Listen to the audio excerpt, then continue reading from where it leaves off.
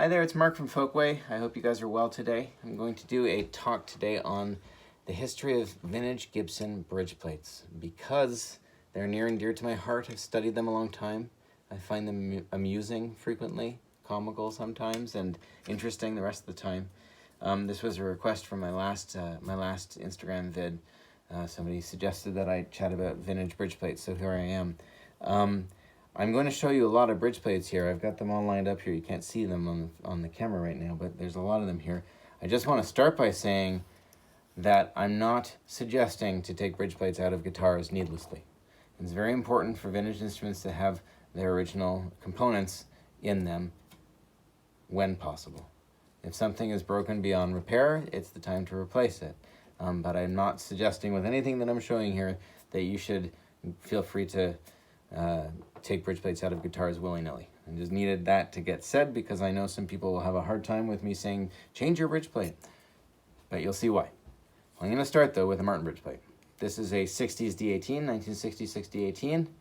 And this is a very normal Bridgeplate from a very normal guitar from a very normal era. And the pins are centered. The Bridgeplate itself is the same width as the bridge, 1 3/8 of an inch. It's about 90 thousandths of an inch thick, which is very normal Martin Bridgeplate thickness. Martin, of course, changed that in the late 60s when they went to that large rosewood Bridgeplate.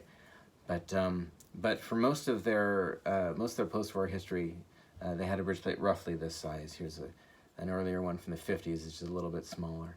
But this Bridgeplate is roughly the same size as the Bridgeplate that was in a 1937 Martin. They didn't change very much. Gibson, on the other hand, was all over the map through the course of time, and it's a really interesting little show and tell, I think. We're going to start with this guy here. This is roughly the size of many Bridgeplates from many different makers in the pre-Depression era, so before 1930 or so. This is from a Gibson L1, one of the small body L1s, something kind of like this. This is an LO, but this kind of guitar that would have had, it didn't have X bracing on it. This one, you can tell by this, had A bracing, which was basically the lower half of the guitar from here down was an X, and from here up was ladder braces. And this guitar right here, oh no, this one is all, with that bridge is all going to be ladders. This is an H brace guitar. But the L1 from 29, when this is from, was an A brace guitar, and this is bizarre. This is factory. Not sure why. Maybe they just said, well, that's good enough.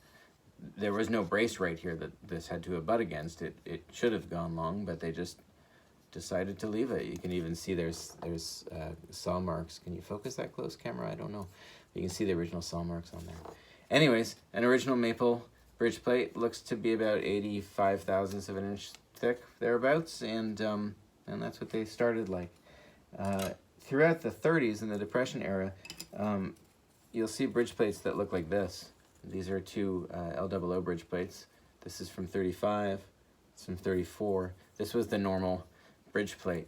And the problem with guitars from that era, from about 34 on, even 33, is that on the LOOs, which was Gibson's least expensive model, they just used anything. And it was always maple, but they were often some pretty terrible cuts of maple. You'll often see this wood actually has curl in it. It's figured maple, and the grain is really, really short. I'll just do that because it was glued together, but you can see how short this grain is. The grain is going this way. That doesn't make for a strong piece of wood when your grain is going this way. You want your grain to be this way for strength. And so this one was actually in the guitar cracked like that. And so it clearly got replaced with one that had much better wood. This guy here, you can see how lousy the grain run out is right over here. You can see it's kind of at that angle. It just makes for a really weak piece of Bridgeplate wood, and you need as much strength as you can get with a Bridgeplate, particularly on an old Gibson guitar, with the little teeny tiny bridges. These really let the tops warp a lot, and so this guitar probably came in with a really warped top, and I had to unwarp the top, and then I've unwarped this Bridgeplate just so I can trace it for the one that I put in, because it would have been exactly the same size. But the wood that was used in the Depression era at Gibson was usually frequently of pretty low quality on their low-end guitars, like on the L00s. Anyways, an inch wide, or an inch across, and usually about 90 thou or 100 thou thick, although they range between 80 and 110, 115 pretty regularly. But this was the normal bridge plate through the mid-30s with any Gibson, really any L series or a J35 too would have a bridge plate like that. One exception, well, not so much an exception, but let's say before 34, when Gibson was really experimenting with their first real steel string guitars, they did interesting things. This is the bridge plate from a 13 fret Nick Lucas, one of the 13 fret Brazilian rosewood Nick Lucases that would have come equipped with a tailpiece and an adjustable bridge, like an archtop style bridge. They put a bridge plate like this in those guitars. You can see how tight the X brace was, but then look at the bridge plate. It's a little pyramid. You see that? Where's the camera? There it is. It's a little pyramid with its thickest point here for a lot of stiffness, because the bridge was pushing down on those guitars because of that archtop setup on a flat top guitar. So they put a lot of extra strength there to stop the whole top from caving in, and it worked really well. When those guitars get converted, as this one had, if it lines up, you can keep the bridge plate in there, and whoever did the conversion on this guitar just put a normal bridge, a pin bridge, on that bridge plate and drilled for it. The holes are huge. I don't know what kind of bridge pins they put in here, but oftentimes these weren't located properly for a current pin bridge setup, and you'd have to replace it anyways, in which case you can replace it with a small, skinny, 75, 80 thou bridge plate. Anyways, that's an interesting one from the very specific era. Right around that same time, maybe 2 years before that, Gibson was making the Calcroydons and those gold sparkle L2s, which were famous for how lightly built they were. Here's a bridge plate from a Calcroydon. This is, not all Calcroydons are like this. It's only this little period between, it's sort of hard to tell, but usually between 9650 and 9800 factory order numbers.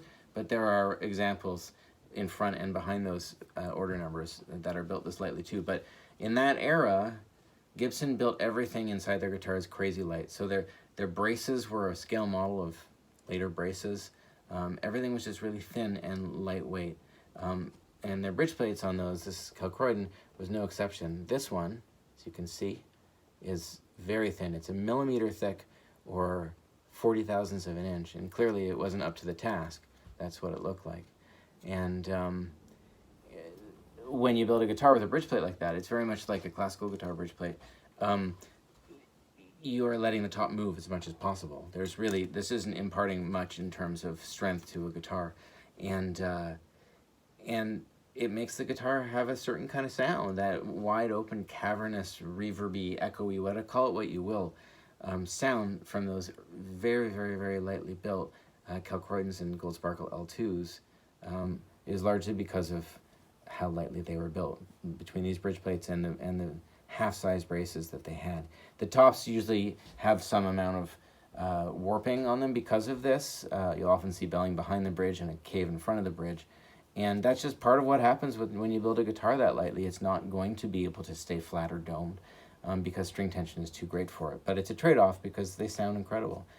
So you trade some top deflection, or a lot of top deflection sometimes, for this unmistakable and unrepeatable kind of sound.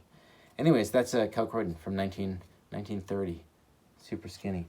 After the mid-30s happened, Gibson changed things up in the late 30s, and 39, 40, 41, 42, you sometimes see bridge plates like this. So you can compare this to the 30s one. It's not that different, but it's about 1 3/8 across here, like a Martin plate, and as opposed to 1 inch. And I think they did this at a time when, this is around when they started scalloping braces on their guitars. It's also a time where their big guitars, the J35s, went from having 3 tone bars to having 2.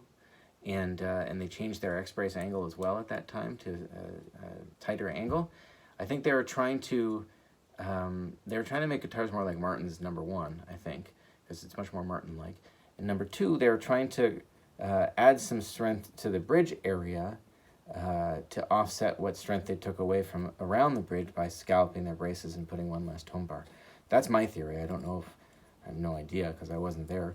But anyways, it's thicker too. It's 125 thou thick, so 1/8 of an inch, and bigger. And that's what you see on frequently on those 41, 42 J35s and L00s.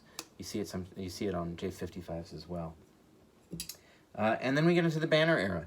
And from the banner era, 1942 on into around 1955, very consistent in terms of their builds. The bridge plates all look like this one here. This is a very typical banner through mid-50s bridge plate. They were about an inch across. They were usually around 100 thou. This one's 95. I've seen them as big as 125 or 130, as low as 80, but average around 100 thou. And single ply maple, and they did their job pretty well. They often warped very badly, as you can tell by this, they were often installed askew in some way or another, not lined up to the X braces, and kind of weird and wonderful and random. Here's another one. Here's a banner LG2. This one was 80 thou thick. So at 80 thou, it was having some hard time staying together.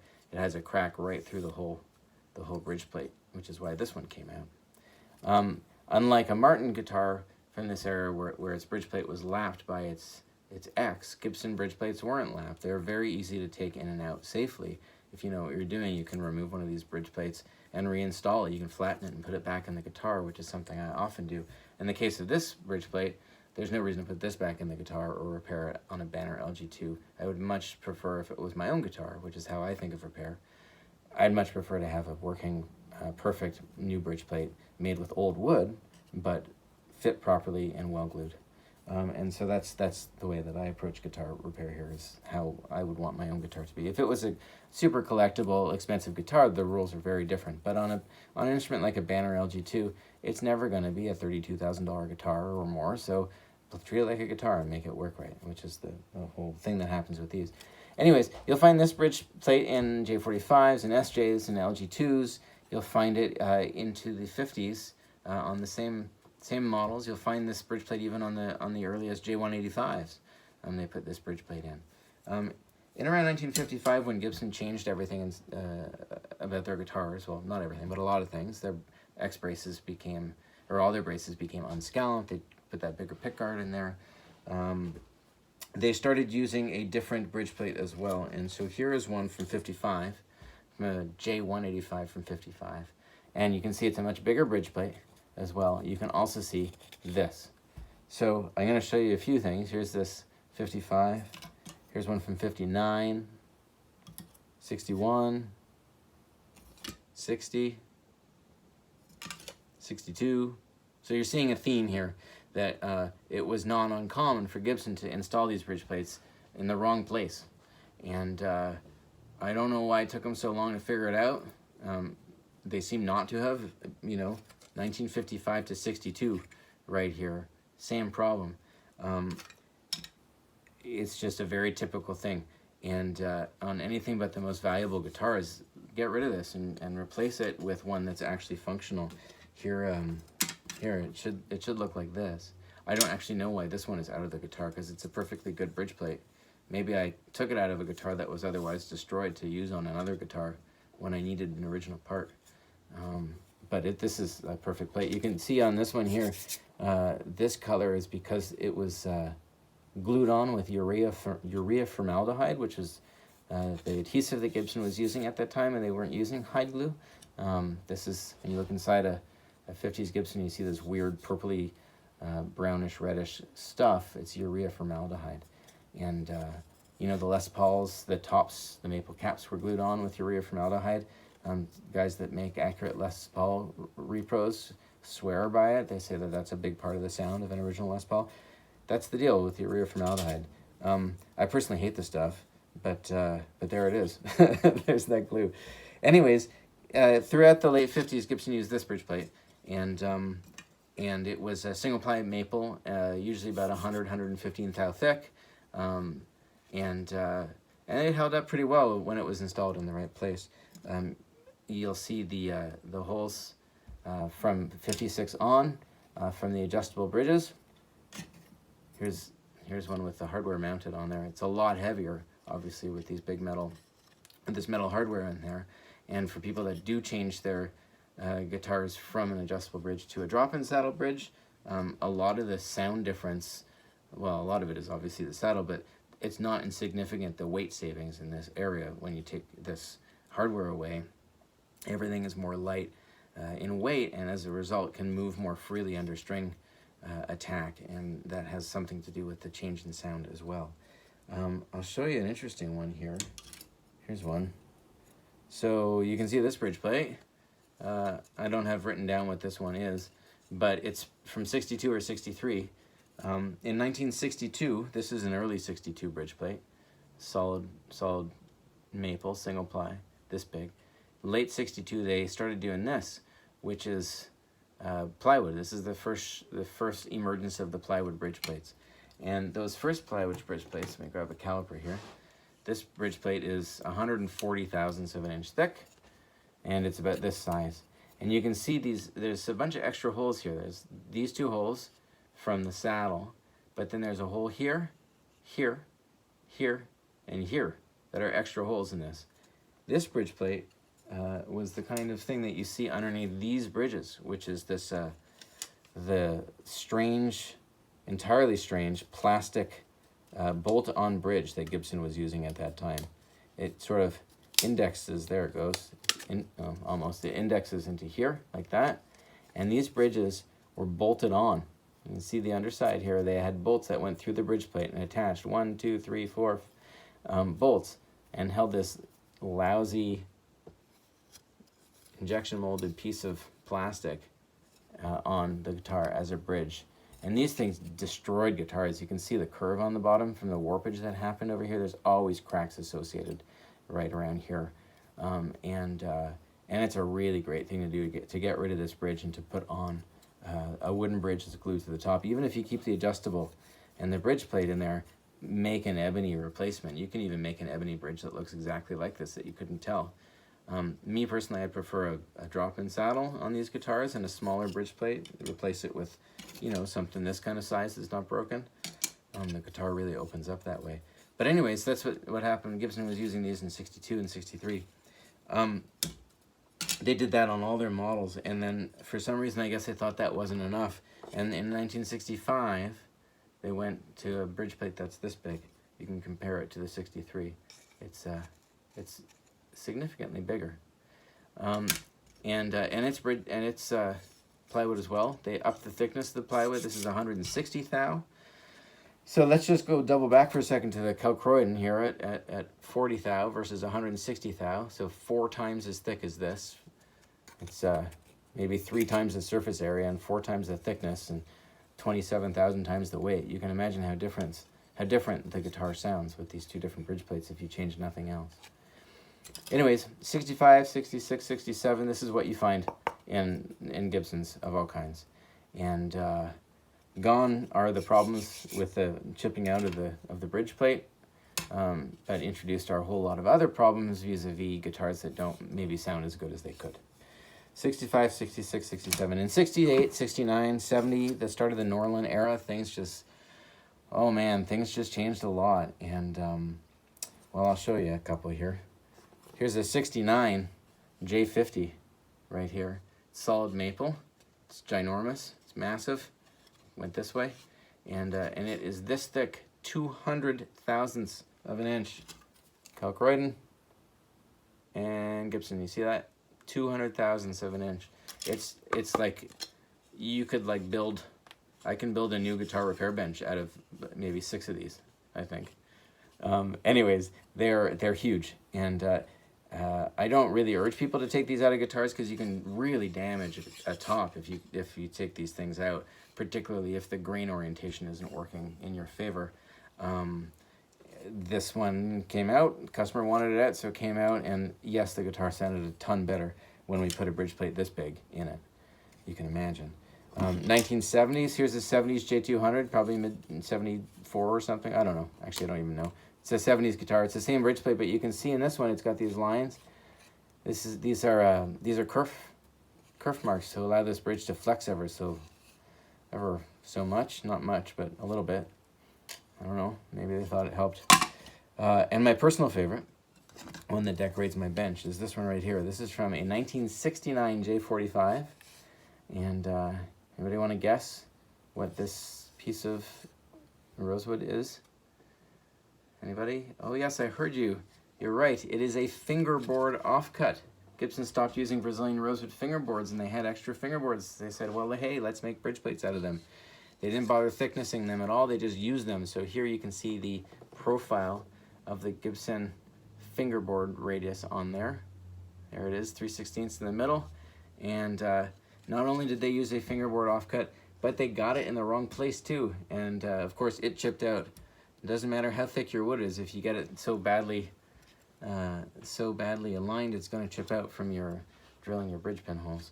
Anyways, they got it so wrong that they put this second piece of fingerboard offcut incidentally upside down. I should tell you, the curved side is the side that was glued to the top on this one, and that's how it was inside the guitar. So I keep this on my bench because I think it makes me have pleasure in knowing that I'm making guitars better, and that's one of the reasons why people think Gibsons from the Norland era are not very good, and this is a very true statement.